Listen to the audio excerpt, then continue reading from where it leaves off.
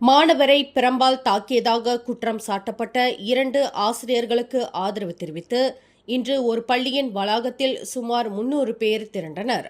Uncle குந்தாங் என்று அறியப்படும் சமூக செயற்பாட்டாளர் குவான் சே ஹெங் ஏற்பாடு செய்த இந்த பேரணியில் ஆசிரியர்கள் மீதான மரியாதை மீட்டெடுக்கப்பட வேண்டும் என்று வலியுறுத்தப்பட்டது.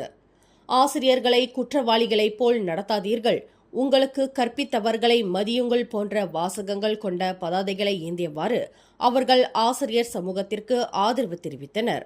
தேசிய ஆசிரியர் சேவைகள் சங்கம் NUTP இந்த நடவடிக்கையை ஆதரித்ததுடன் ஆசிரியர்களுக்கு நியாயமான முறையில் மதிப்பளிக்கவும் பள்ளிகளில் பிறம்படி வழங்கும் கொள்கையை மறுபரிசீலனை செய்யவும் கோரிக்கை விடுத்தது.